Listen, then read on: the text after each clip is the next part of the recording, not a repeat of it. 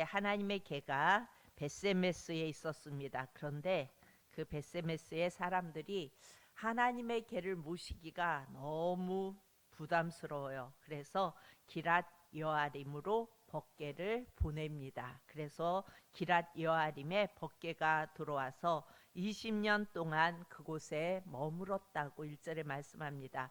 그러면서 2절에 보면은 그들이 20년 동안 벗개를 모시고 여호와를 사모하니라 이렇게 말씀합니다. 그런데요 3절에 돌아와서 이해되지 않는 말씀을 합니다. 사무엘이 3절에 만일 너희가 전심으로 여호와께 돌아오려거든. 지금 이들은 하나님의 법궤를 20년간 모셨어요. 그리고 이들이 여호와를 사모했다고 말합니다. 그런데 사무엘이 나타나서 말하기를 너희가 전심으로 여호와께 돌아오려거든 이렇게 말합니다. 왜 이렇게 말했을까요? 이들이 하나님만 섬기는 것이 아니라 어찌 보면은 여호와를 사모하니라, 그러니까 하나님을 섬기는 것 같아요. 그런데 이들은 하나님만 섬기는 것이 아니라 우상도 섬기고 있었다는 사실입니다. 그렇다면 이들은 왜 하나님의 법궤가 돌아왔고 하나님을 사모하면서 또 이방신들을 왜 섬겼을까요?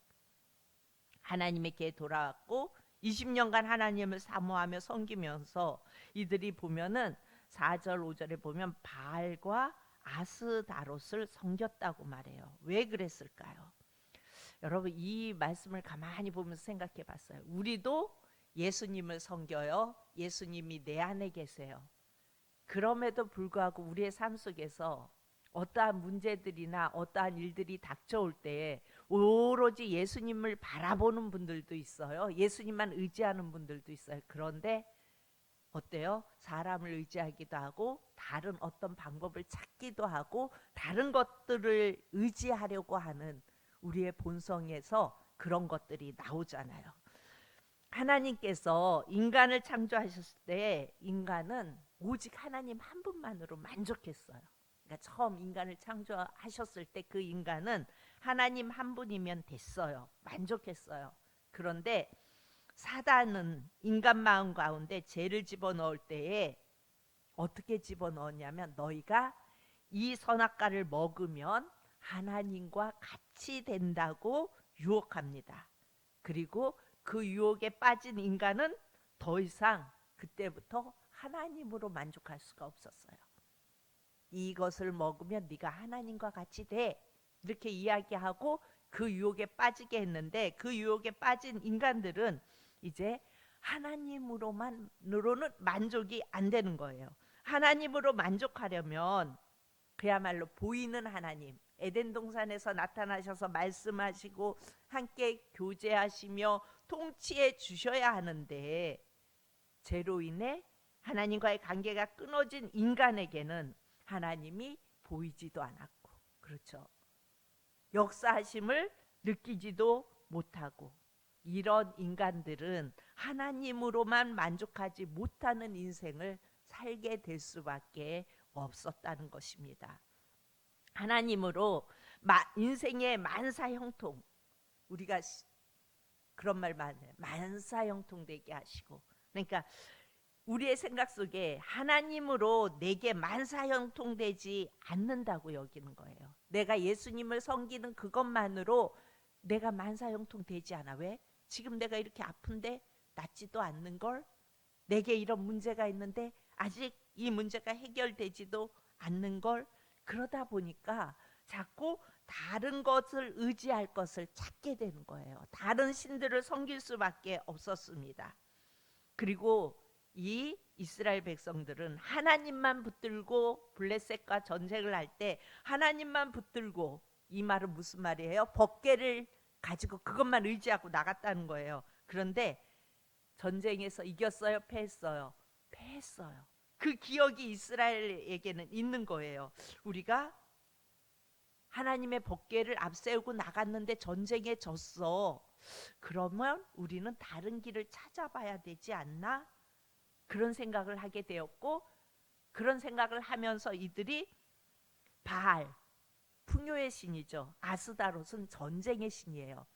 그리고 이스라엘이 아닌 다른 이방인들에게 이스라엘의 유대인의 신 하나님은요 전쟁의 신이었어요. 왜 그러냐면 어디를 가든지 이겼거든요. 하나님이 함께 나가시면 전쟁에서 이겼거든요. 그래서 다른 이방인들이 이스라엘의 신은 전쟁의 신이다 이렇게 말해왔어요. 그런데 그 전쟁의 신이신 하나님이 블레셋에게 패했어요. 그러니까 이들이 그럼 다른 신을 찾아봐야 되는 거 아니야? 이렇게 된 거예요. 그래서 3, 4절을 보면요. 이들이 바알들과 아스다롯을 섬기고 또 다른 민족들이 생각하는 이스라엘의 신은 전쟁 신이었기 때문에 한번 패배를 했기 때문에 이들은 아스다롯이라는 전쟁의 신을 내려놓지 못합니다. 그러니까 하나님으로 안 되면 바알을 뒤밀고 바알로 안 되면 아스다롯 뒤밀고 그러니까 상황에 따라서 바꿔가는 거예요. 우리의 삶 속에서 예수님께 열심히 기도하면 안 되면 세상에 어떤 문제를 찾아 쫓아다니고 그러는 것처럼 이렇게 했던 이스라엘의 모습이 드러납니다. 그런데 비단 이것이 이스라엘의 모습만일까요? 오늘 우리의 모습이기도 합니다. 20여 년 동안 여호와를 사모하면서 다른 것들을 버리지 못했던 이스라엘을 보면서 여러분들은 어떤 생각이 드세요? 여러분 자신을 한번 돌아보시기 바랍니다. 여러분 우리가 믿는 하나님은요 온 우주 만물을 지으신 전능하신 하나님이세요. 하나님은 이스라엘의 이 연약함, 이 죄성을 너무나 잘 알고 계셨어요. 하나님을 앞세우고 나갔다가 그들이 당했던 패배는 이스라엘에게는 상처가 되었고 그로 인해 온전히 하나님을 바라보지 못하고 그런 가운데 여러 이방 신들을 모시고 하나님이 안 되면 이 신, 저 신 이렇게 하면서 살아가는 그냥 뭔가 더 풍요롭게 나에게 좋게 해주겠다 하면은 솔깃해서 넘어가는 그런 이스라엘 백성을 하나님은 너무나 잘 아셨습니다. 그래서 하나님 한 분으로 만족하지 못하는 이스라엘 백성에게 우리 하나님은 그 전능함을 보이시기를 원하셨습니다. 그래서 전쟁에 임할 때에 우리가 6절을 봅니다. 6절에 그들이 미스바에 모여 물을 길어 여호와 앞에 붓고 그날 종일 금식하고 거기에서 이르되 우리가 여호와께 범죄하였나이다 하니라. 사무엘이 미스바에서 이스라엘 자손을 다스리니라. 그러니까 미스바에 모여서 회개하며 나갈 때 하나님께서는 블레셋 족속들을 예비하십니다. 이들이 하나님 우리가 죄를 지었습니다. 우리가 하나님만을 섬기지 못했습니다. 사무엘을 기점으로 하여 이들이 미스바에 모여서 금식하며 회개하자 하나님께서 이들에게 이제 하나님의 그 전능함을 다시 보여주시기를 원하십니다. 그래서 7절에 보면요. 이스라엘 자손이 미스바에 모였다 함을 듣고 블레셋 사람들이 이 소식을 들어요. 그래서 그들이 이스라엘을 치러 올라옵니다. 이스라엘 백성들이 미스바에 모여서 회개하고 기도한데 그랬더니 블레셋이 그래? 그렇게 모여 있었다고? 그럼 우리가 가서 싹쓸이 해버리자. 블레셋은 이스라엘을 이긴 경험이 있잖아요. 그러니까 이제 자신만만해서 올라가자. 이 이스라엘은요 전투에 처참한 패배를 당했던 두려움이 있었기 때문에 그 경험이 있었기 때문에 블레셋이 올라온다는 그 소식에 두려움이 엄습합니다. 그런 상황 속에서 하나님은 이스라엘을 그래 걱정하지 마 너희가 이길 수 있어 라고 너희 이렇게 해서 너희가 싸워 해서 어떤 데 보면 우와 하고 나갔는데 하나님께서 다 이기게 하시는 전쟁이 대부분이었어요. 그렇죠? 그런데 그렇게 하지 않으십니다. 하나님은요 10절을 보면요 우리 10절을 봅니다. 사무엘이 번제를 드릴 때에 블레셋 사람이 이스라엘과 싸우려고 가까이 오매 그날에 여호와께서 블레셋 사람에게 뭐를 바래요? 큰 우레를 바라요. 그들을 어지럽게 하시니 그들이 이스라엘 앞에 패한지라. 이스라엘 백성이 한 거는 아무것도 없어요. 전쟁이 일어났고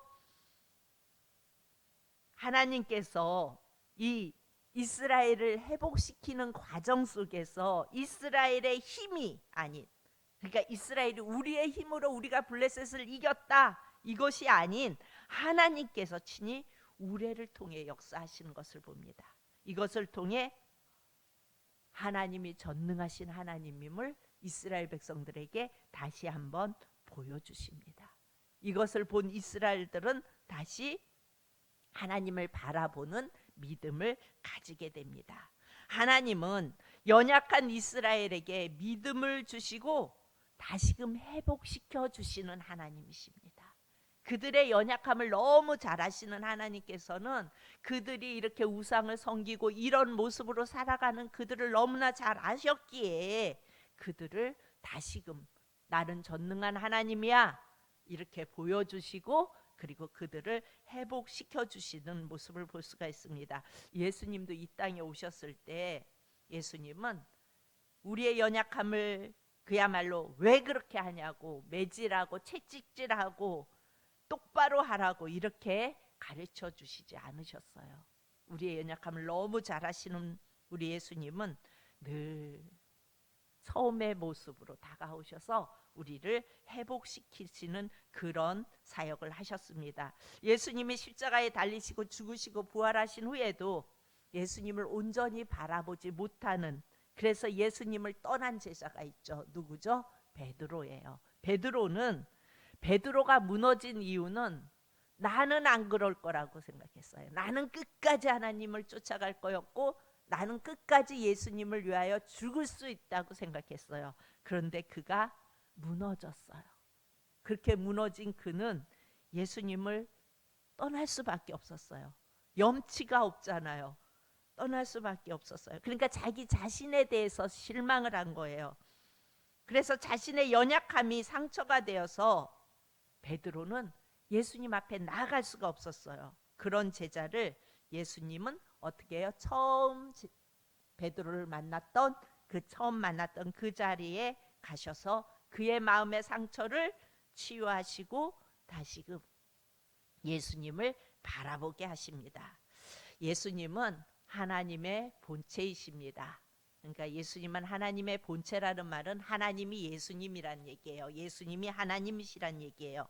이스라엘 백성에게도 베드로에게도 그 걸림돌이 되었던 부분들의 스텝을 하나하나 우리 예수님은 밟아가면서 그 예수님이 하나님이심을 보이시고 다시금 바라볼 것을 권면하시고 회복시켜 주시는 것을 볼 수가 있습니다.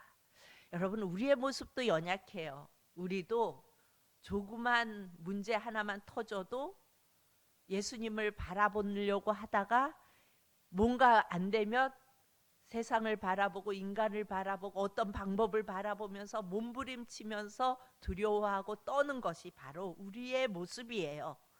나는 안 그러는데 여러분, 안 그럴 거 없어요.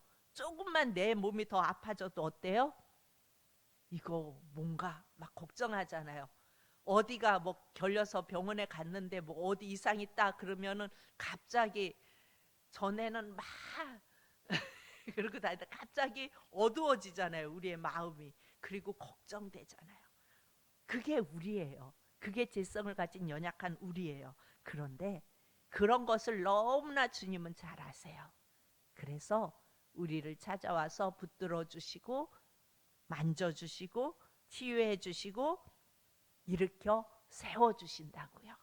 이 새벽에 나를 향해 다가오시는 주님을 바라보며 나의 연약함을 내어놓고, 주님 제가 이랬어요 또 넘어졌어요 주님, 이렇게 회개함으로 주님께 나아갈 수 있는 저와 여러분이 되어질 수 있기를 소원합니다.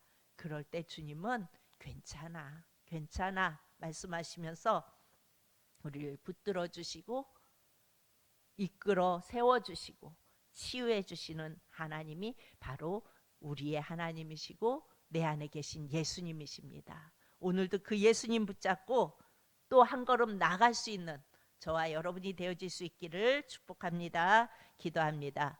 참 좋으신 아버지 하나님 은혜를